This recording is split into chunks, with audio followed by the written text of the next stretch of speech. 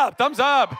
Ladies and gentlemen, without further ado, please give a warm welcome to the Nerd HQ stage, Yvonne Strahovski, Felicia Day, Krysta Rodriguez, Bree Turner, and Mercedes Masöhn. We're going to Australia! I just felt like being Oprah for a second. I do that occasionally. Hi, ladies. Did we get a car? Did we get a car? Hello. And you get a car, and you get a car.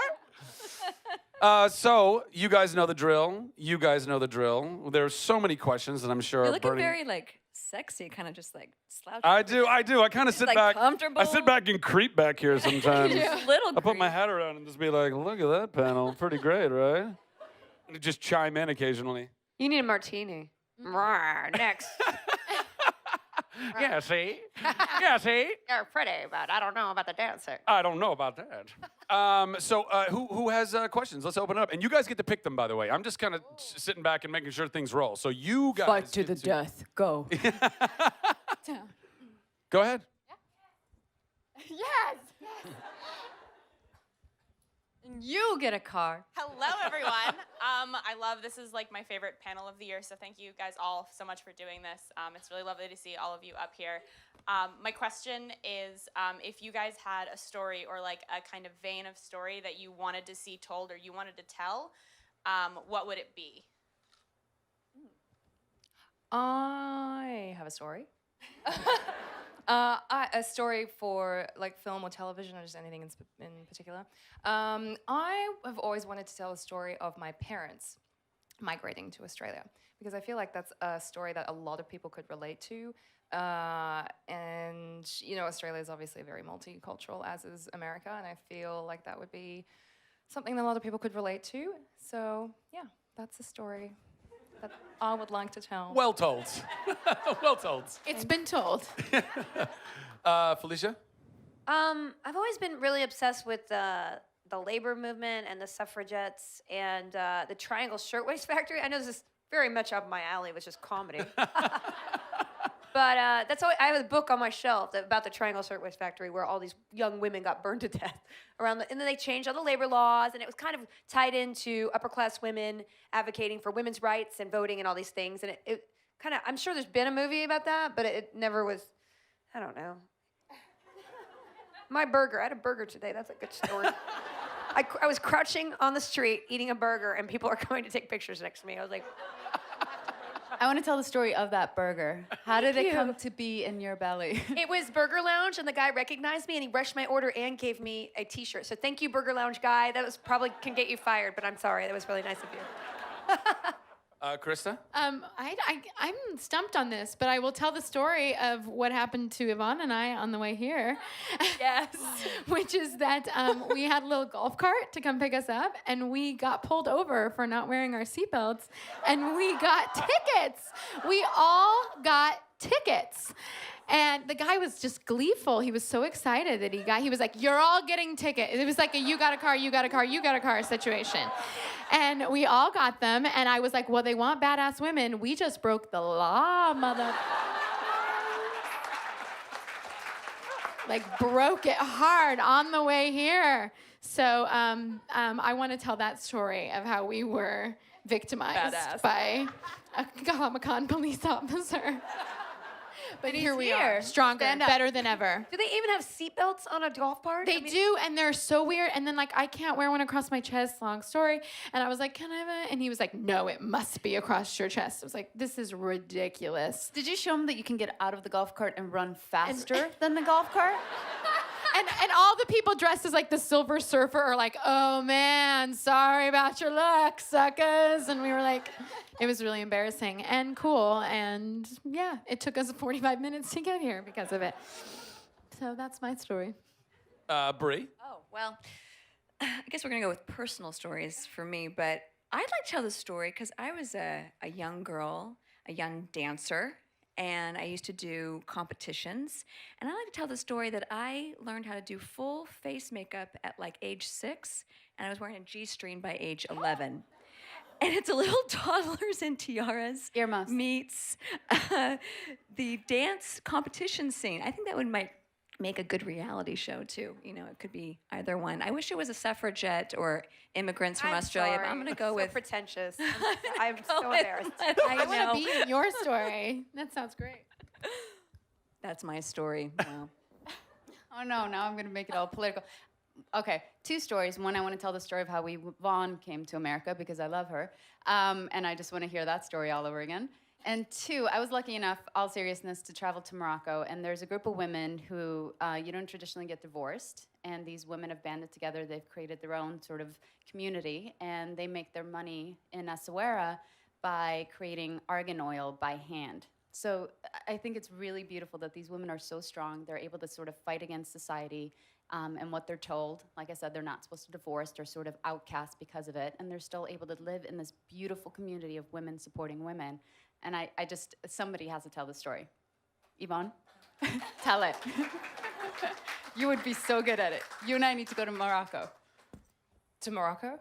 Isn't Morocco. argan oil made out of goat poop? For real? No, but the goats eat it and then they poop it out. Yeah.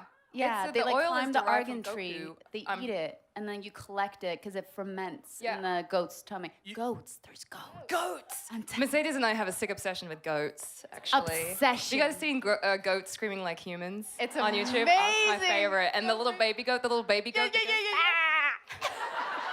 We send each other videos fortnitely. It's like my daily affirmation. I have a video from Thailand for you that I say, this is for Mercedes, and the goat goes, bah. yes, It's yes, great. yes, yes. Great. Did you say you send each other videos fortnightly? Did Yes, you say that? yes, she does certainly did. Fortnite. I think that's the first time Were you Fortnite impressed? has ever been used on a panel of Nerd HQ. Well done with that. Also, what the hell do you use that oil for? Please tell me it's You not put for it in your your face. hair. Yeah. Hair, oil So who base. here is It's wearing incredible. goat poop? I'm concerned It's very now. healing. Raise your hand. Who in Yeah. God's name figured out I'm going to take oil from goat shit and put it in my Yeah. hair? Yeah. You're not my real dad. Don't judge. Who's got another question? You pick them. That one with the red sunglasses. Yes. Run it down, Brian. Run it down. He's coming. Right on you. There you go. Hi. So I'm a lead editor of a production studio up in the Bay Area. So as a fellow woman in entertainment, I wanted to ask you guys about women that you know of, if you wanted to talk about any women that you know that are behind the scenes, like cinematography or editing or anything like that, because like my experience so far has been half good and half like awful. So I just want to know like your guys' stories about women in the entertainment industry, and not just like actresses, but also people like behind the camera, like directors and things like that. Great question. I gotta make up for my last answer, which was a little bit of kind of fell flat. So I'm gonna make this up. And I'm also from the Bay Area. Yeah. You. 5'10", 415, y'all. I worked with, there's obviously a lot of men in the industry, and sets are, it's a bit of a locker room environment sometimes, and I have 3 brothers, so you get used to it. But I can't tell you the opportunities I've had to work with female directors, particularly I'm going to say Leslie Linka Glatter, who does a lot of the Homeland. She's one of the producers now, one of the main directors on Homeland. She does a lot of action-oriented, kind of like Catherine Bigelow, like just a lot of like big, high-concept action projects. And when I did a pilot for her, and it actually was the antithesis of that. It was a very female, very kind of more of a conversation piece. And what was so great working with her was that she didn't squelch her femininity to be a leader. She actually used all the wonderful things about being a woman, which is being strong, being compassionate, being instinctual, being a good communicator, and being able to bring people together. And she used all those traits, but then she was also a total BA, and she took no shit. And she was, an amazing shooter, and ran the show with such balls, really. But she never got rid of what makes being a woman so special. And it was such a great experience. And one of, it was just a pilot. It didn't go to air, but it was one of the standout moments of, wow, being a female director is, it's a gift to be able to, be in that position and be a woman. So does that make up for my last bad answer? And I have to say, one of the great things that I love, there's a tide, there's a change. People like Tina Fey, Amy Poehler, they are proving that women are just as intelligent, just as funny. You don't have to be a man to be funny. And what, Mom? We should have equal everything. And I think women being able to write for women, women being able to direct and not feeling as though they have to put on some sort of masculine hat to be able to play that role, I think is really important. And I love road pavers, for lack of a better word, like Tina Fey. So I commend that, and I love as soon as I see successes like that, I get so excited. And I think we should all support that, because that's a huge thing. I'm gonna jump in quick more. I just finished Amy Poehler's book. So good. And the best part about it is what I love so much about her, and I actually did a couple projects with her 100 years ago. She would never remember me. You know, it was like a million years ago. But I remember then that she remembered me actually from something. She came up and was so nice and so engaging. And then cut to, 20 years later, she's obviously a megastar. And what I loved about her book the most is that she's all about women supporting women. And, I love the line in the book. It's like, good for you, not for me. And I think that's such a great thing in the media that creates like cattiness among women and judginess among women. It's like, good for you, not for me. And that's what I like about her a lot. Yeah, check out the Like a Girl campaign. It's really incredible. Instead of you fight like a girl, you run like a girl, there's power there. Just check it out if you can. I think it's great. Krysta, Felicia? Yeah, Yvonne? my current hero is Amy Schumer. She is killing it in all areas at all times.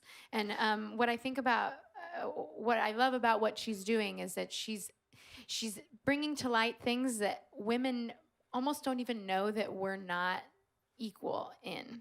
We're almost not aware because of how much it's just been perpetuated constantly. And she'll bring something to light in a humorous way, and it will be like, oh, absolutely we're taken advantage in that way, or absolutely I apologize too much for no reason, or absolutely I'm not taken seriously in certain ways.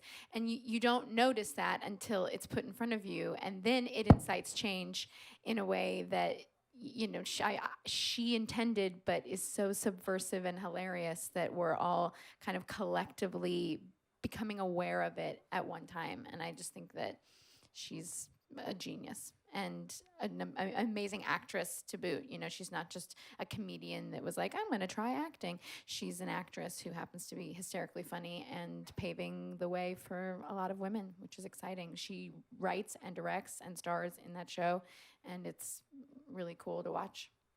Yeah, I think it's all about representation, and a lot of us don't have a ton of people to look up to. Like you're mentioning Leslie Glatter and Catherine Bigelow, and there are a lot of other directors, but they're exceptions. And I think that sort of exception is something that needs to be pushed through just so other people can get to that point where it's not odd to have a woman director, or it's not even notable. Also, hey, women can be assholes too. Well, yeah, that's one of the problem. You're raised for people to like you. Like little girls are like, you're pretty and everyone likes you. And those are the way to get popular, to have other people, respond to you well. And so we are raised to be less confrontational and stand up for ourselves. We are encouraged to compromise and make everyone happy. And that doesn't necessarily go hand in hand with leadership or people liking you, especially if you want to be a boss. So, I'm sure you've encountered maybe some pushback in your workplace because of your gender. And it's a question of just, persevering and having the balance of standing up for yourself within, maybe a not as friendly environment. And knowing that you're standing up will go far for the people coming behind you.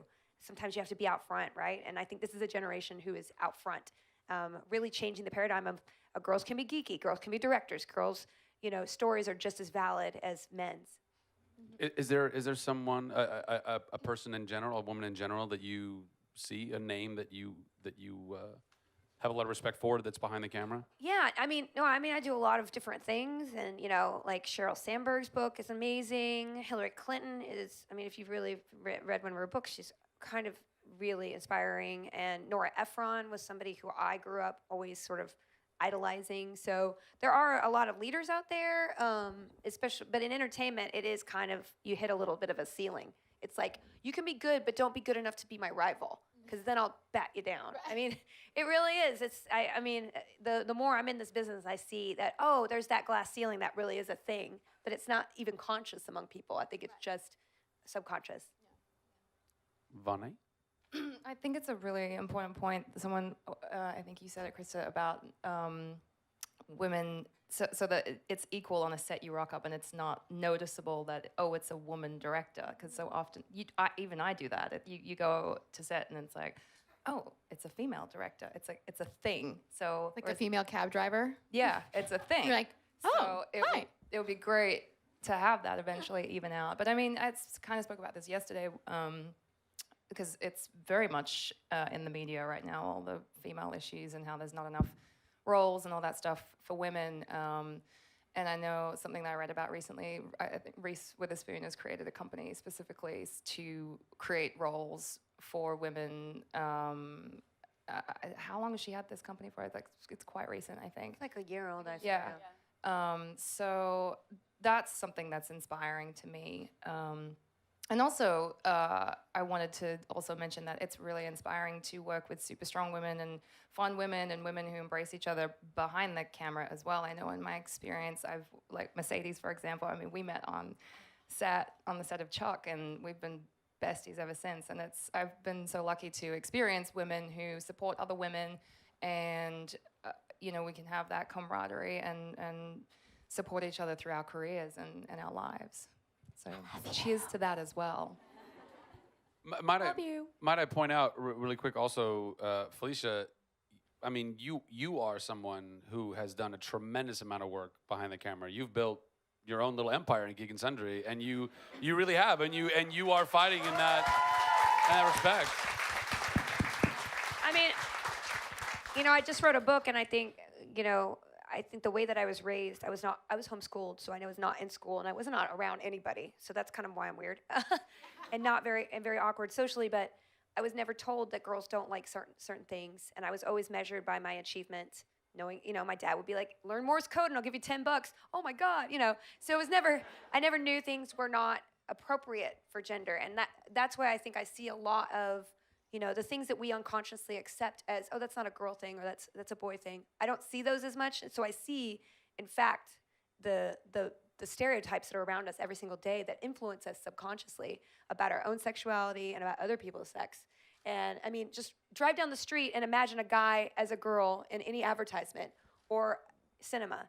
And it's astonishing if you really do that over and over again, how odd it is and jarring to imagine just this sex flip.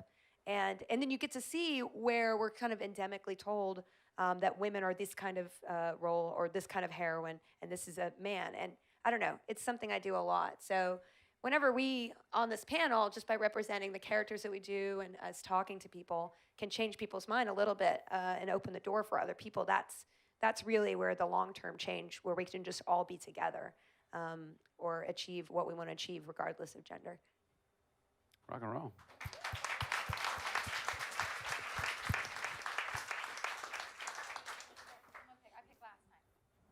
Purple hair.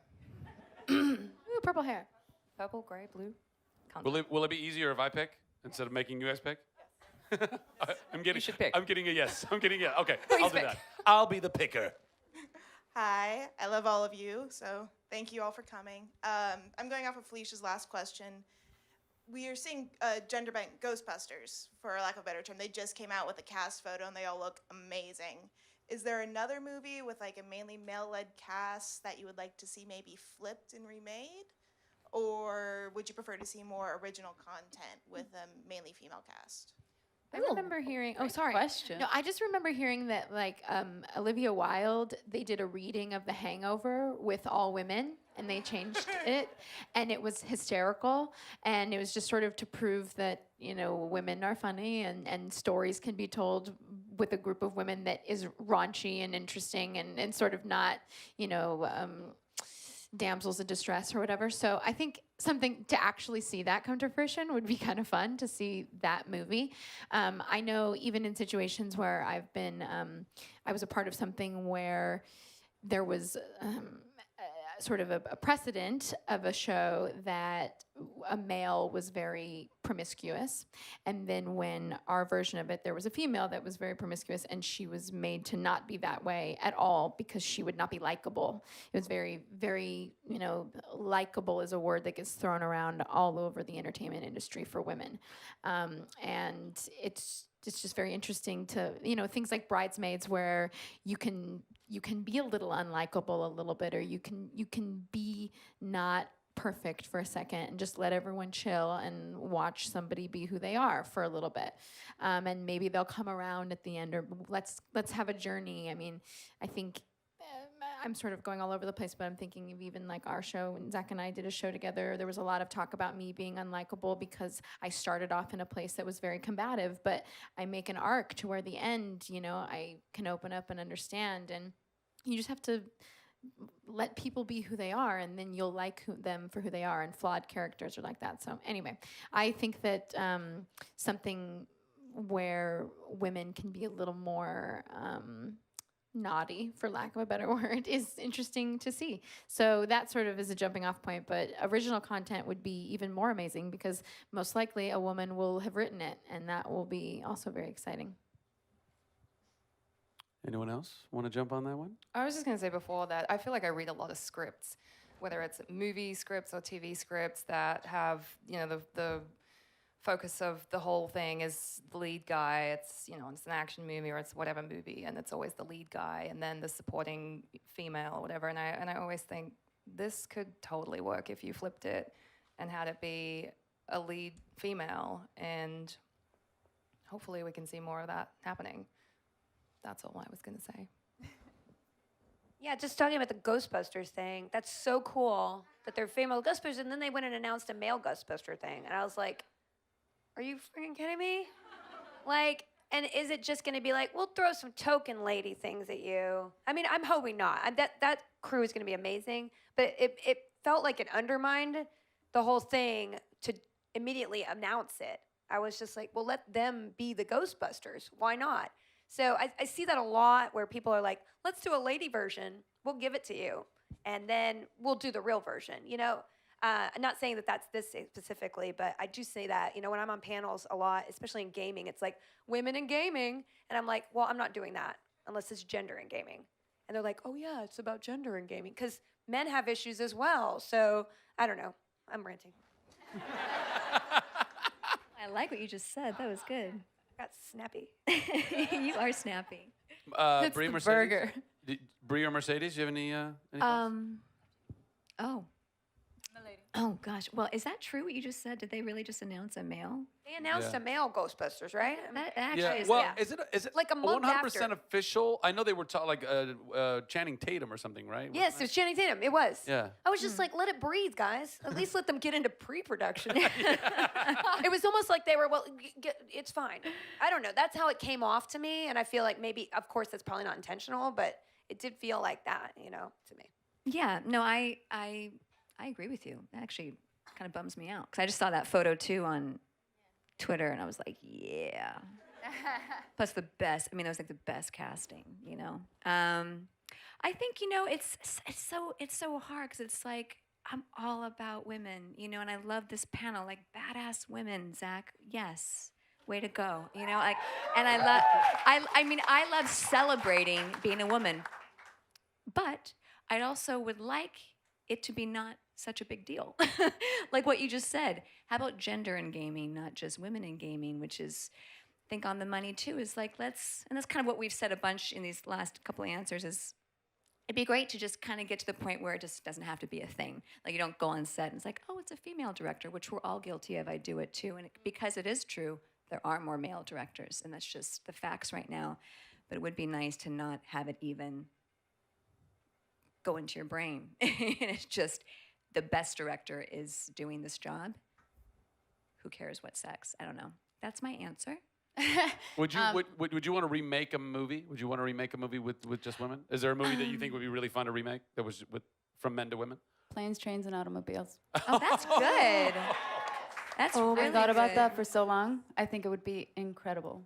You get like a Melissa McCarthy, you get a Tina Fey, you get an Amy Poehler, you get any of those women, and I That's think it would good. be Or like Dirty Rotten Scoundrels. Schumacher even. Yes. Oh my Think something God. like Would have been Sting. incredible. The Sting. I was about to say. I was trying to Yeah. remember the name of the Sting. I was like, Yes. that would be the most amazing Right. lady movie. Let's do it. Gender movie. Gender I'm movie, that's right. Felicia, you're out, babe. High five. You're good.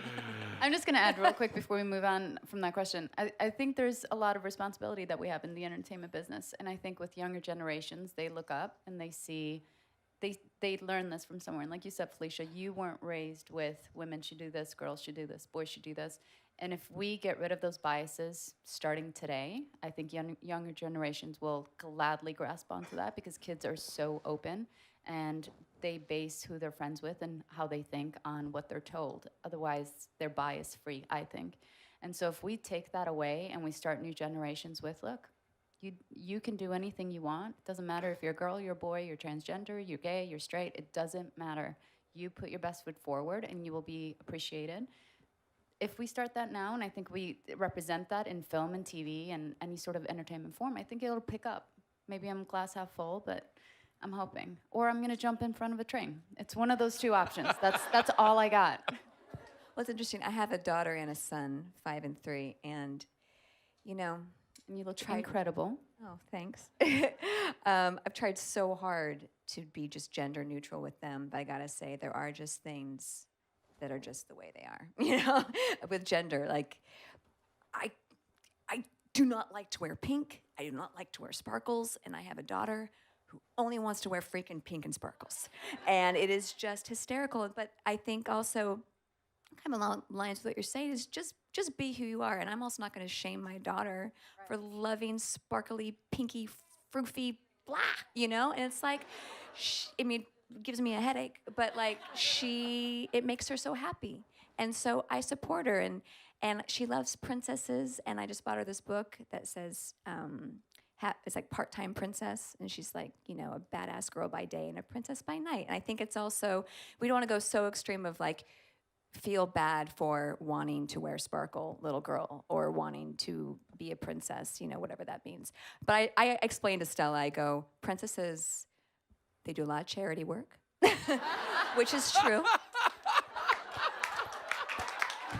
That's so good. You know, they're goodwill ambassadors. And they're very, very lovely. And, you know, so I don't want to just take a big poop on, you know, what makes her happy right now. So it's just like, be who you want to be. Yeah, exactly. Whatever. Next question. You, right there in the front. Wait, we're going to give you a microphone. Can you hand that down? You can stand up, honey. Okay. Oh my gosh, I realize I've sworn, and you're such a sweet little girl, and I'm so sorry. I am so sorry. This one's specifically for you. Why did you choose to be an actor? I don't know. It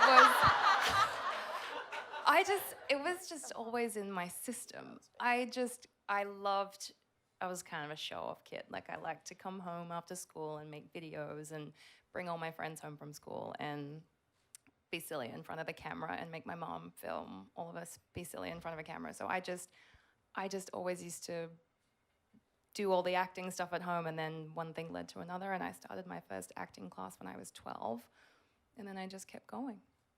So that was it. I've seen do you those wanna be an videos. They're amazing. Oh my God, they're really bad. They're so good. They're so good. You have no idea. Oh, they're terrible. What's your name? Sabine. Sabine? As the girl from earlier who you chanted. What did I do? You all chanted her name? With the MC. Oh! Well done. Sabine, do you want to be an actress? Yeah, but I want to be in like one of those singing movies. You want to be in the what movies? Singing movie. She wants to be a One of musical. those one of those musicals, but you know the deep singing ones. She can't hit high pitch yet. Oh! I don't like high pitch. Excellent. You could find a nice tenor role, I guess. Low alto, you could do that. I hate opera. girl, because it is boring. Well, don't sugarcoat it, Sabine. How do you really feel? That's okay. You don't have to do opera if you don't want to. You don't have to do it. There are a lot of options. What's your favorite musical? I haven't seen a lot, but so far I think it's Sound of Music. Sound of Music. Yeah. That's a great musical. That's a great musical. Really, my favorite characters there was. She can go on and on. Well, my favorite part of that was when the kids did the Do-Re-Mi, because I sort of went to a Glee camp and I did a performance in the little kids one who did the Do-Re-Mi song, and our teacher was trying to be Julie Andrews, and she was walking side by side, and we all did like this. That's a committed teacher. All right. Sabine, we I love are that so she said grateful. she's trying to be Julie Andrews. I mean, Oh, yeah. she was trying. Even she knows, she's like, it's not happening. Sabine, we are so grateful that you're with us today. Thank you so much for your question. Thank you. Who's got the? I saw a hand shoot up in the back. That one in the back there. Thank you so much. And go ahead and stand if you Oh, if you do I could. have to? Okay. Could you if you don't mind, so Hi. we can all see you. This is just quite a good follow-up, actually, to Sabine. This is mostly directed at Krysta, but all of you, if you know what it is, and going back to the previous question, what would be your ideal song for miscast, like a male to female kind of song or something like that? Oh boy. I would probably want to do something like the MC from Cabaret, just something really ridiculous and out there where there's no rules, no holds barred. But I also once was supposed to do a miscasting. I don't know how much anybody knows about musical theater. Musical theater's work right here. Yeah. But somebody gave me She Cries from Songs for New World. And it was so interesting to hear it from a female perspective. So I might want to do something like that. That was really fun. Any other ladies? Pippin, Yeah, all-girl cast. Pippin? What about Seven Brides for Seven Brothers? Oh boy. That's like the creepiest. Yeah, we need musical. to overhaul that one. We'd have to start from scratch on that one. Oh boy. It's just like, grab yourself a bride. Grab and one, throw just her grab over your one. shoulder. It's bad. That's bad. Yeah, we'd have to.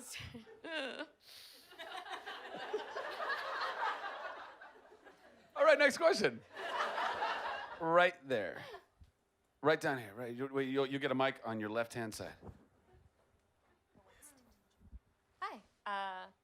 I want to say I run a blog on diversity in media, and I want to thank all of you because I see a lot of posts from girls saying, isn't this character, I can relate to her, and it's not empty, and she's not 2D, and so it's great to see you guys moving forward.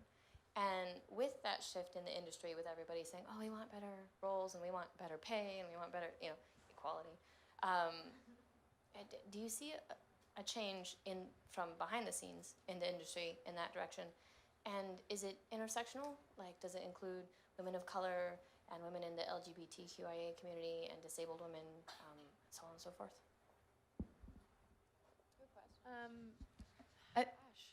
Go ahead. No, you go. I was gonna say, I'll take this one. I'll take this one.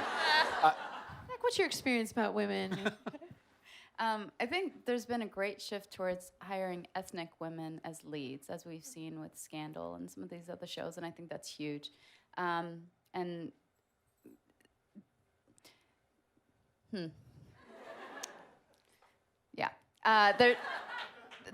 I mean, it's a touchy subject. I think there should be a lot more equality. I mean, there's still, aside from the entertainment industry, where women don't quite make the same, amount to dollar as a man makes, and I think it's just absolutely ridiculous. But that's hopefully going to start changing. And like I said, I truly believe that if we change as a society and we sort of start showing the example of it through entertainment or whichever medium, like the Gina Davis Foundation, for example, if you guys have followed that, it's all about female equality, at least in the entertainment industry, and she celebrates every time there's some sort of forefront movement towards women's rights.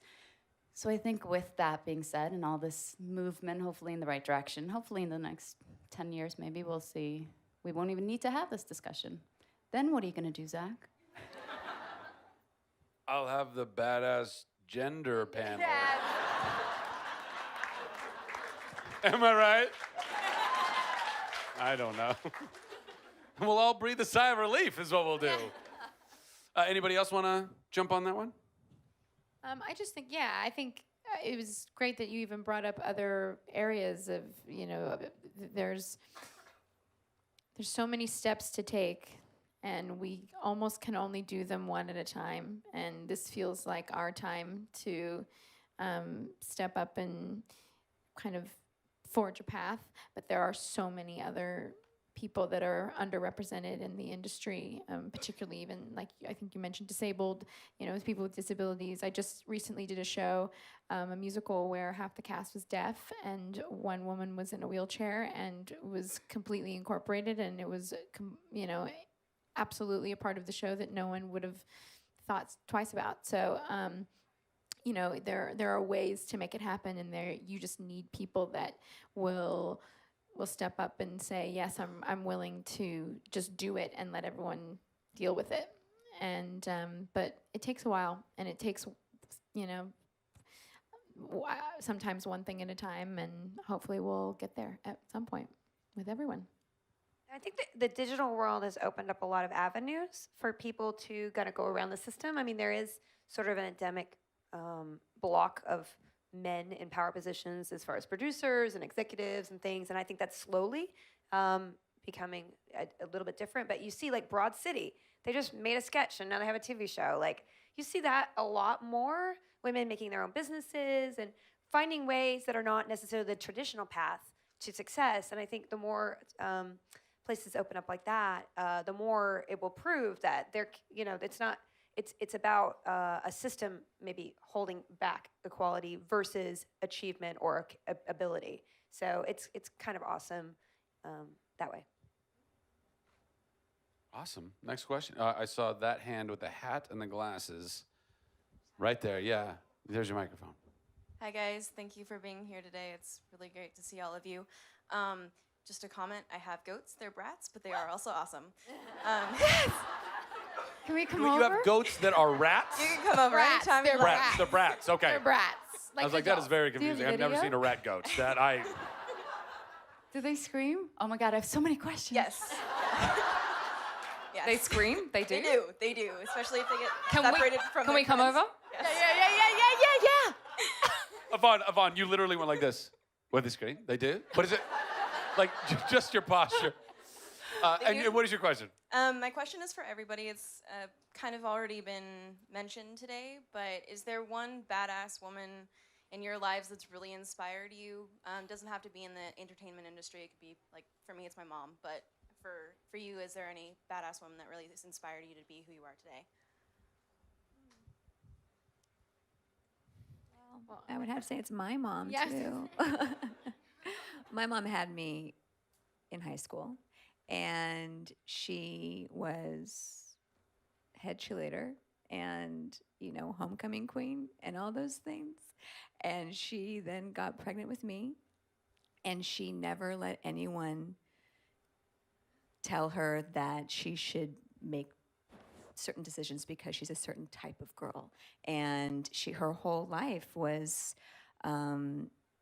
blazing this trail of just motherhood. And now that I'm a mother, I am a working mother, but the first thing I am is a mother. And I think the thing my mother taught me the most was compassion and unconditional love. And I think, mothers are the ones that send out their sons and daughters into the world to become people that have badass women panels at Nerd HQ and all these things. And I think the more mothers are supported to be able to focus on their children in a way with compassion and love and power and bravery, then I think they create these little people that run the world. And I think mom is the number one job. So I would say my mom. Oh, I'm going to call my mom when I get in the car. My mom's in the front row. That's so sweet. Yes. And she's, Stand up, Mom. right there, the pretty one.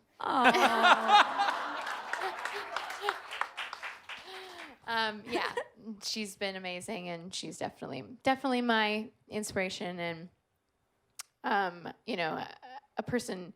Sometimes I'd be doing like things in New York, and they'll be there so often. People are like, "Oh, your parents live in like New Jersey or New York?" No, they live in California. No, they just fly here all the time. They're just always here. Anyone who's ever done anything with me can attest to, both my parents being really supportive and everything. And for some of you who sort of know my story, it's been a year of needing as much support as possible, and she's been there every single step. So. Yeah, Mom, for sure.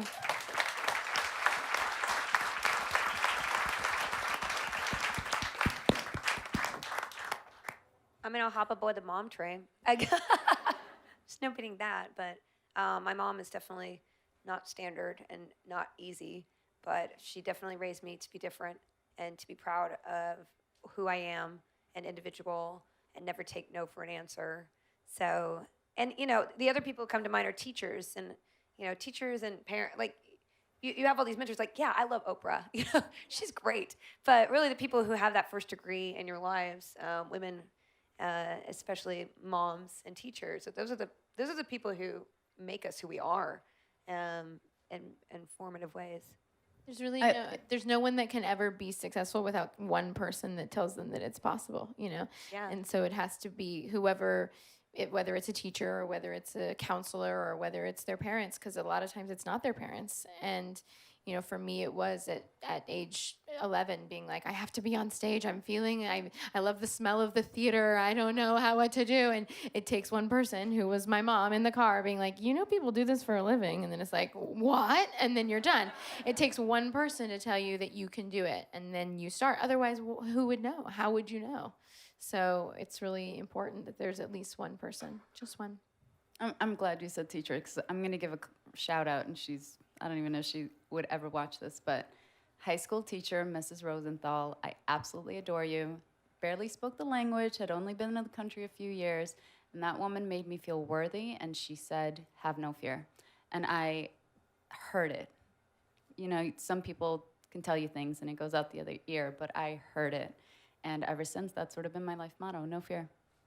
So thank you, Mrs. Rosenthal.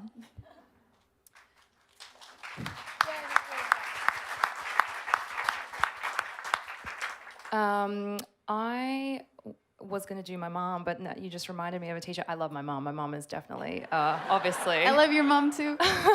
Your mom got bumped. I don't know if she's watching. Your mom's in the back row. She's like... But no, I do think I've actually told this story at a panel. My parents migrated to Australia, and it was kind of a badass move, and they just up and left, basically escaped communist Poland when you weren't supposed to, when they were 27. So that's nuts to just leave your family and not know when you're going to see them again. 10 years later, they saw them again. So that's, I take my hat off to that, and what my mom has achieved since she landed in Australia.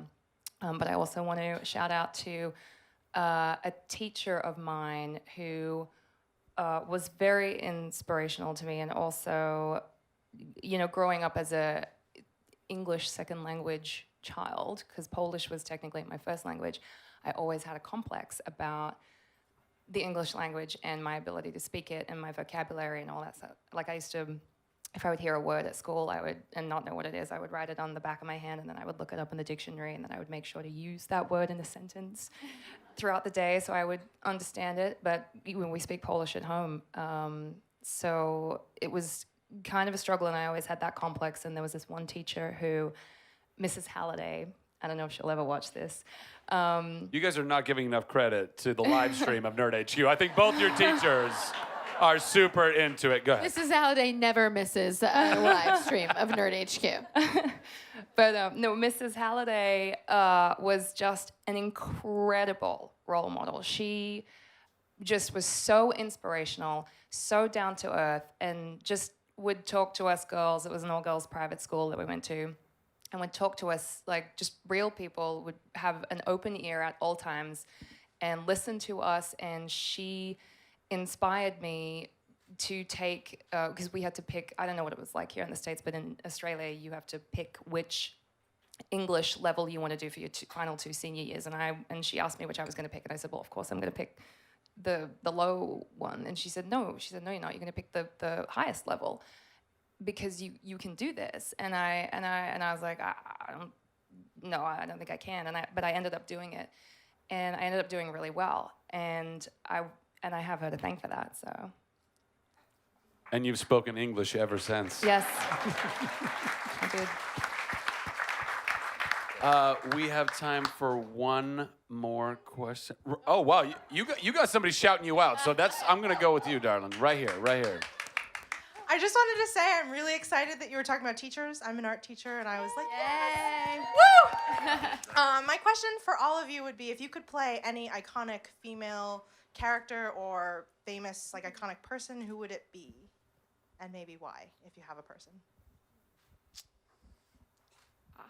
Holly Golightly, I think, of all the Audrey Hepburn canon, of which I would like to do all and do in the privacy of my own home. Yeah, I think that one, Breakfast Tiffany's, yeah. Maybe Ripley from Alien? I want to be the first female James Bond.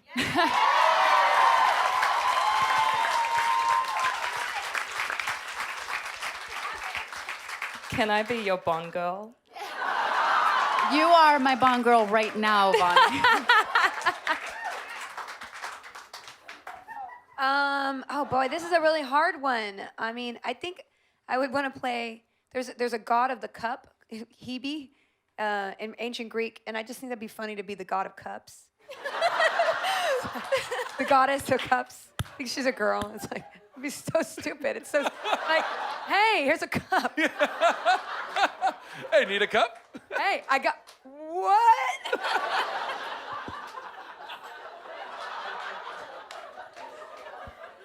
Oh, I'm gonna be Mercedes Oh, Bond. sticking with Bond Mercedes girl. Bond girl. I'm gonna be Okay, the Bond girl fantastic. for Jane the Bond female James and Bond. Jane Bond's girl. Done. I love all those answers. Ladies and gentlemen, unfortunately, we're out of time. Please give a round of applause for our incredible badass women. Ladies, thank you so much. Thank you so much. Thank you you, are Zach. released. You are released. Keep it going, everybody. Keep it going.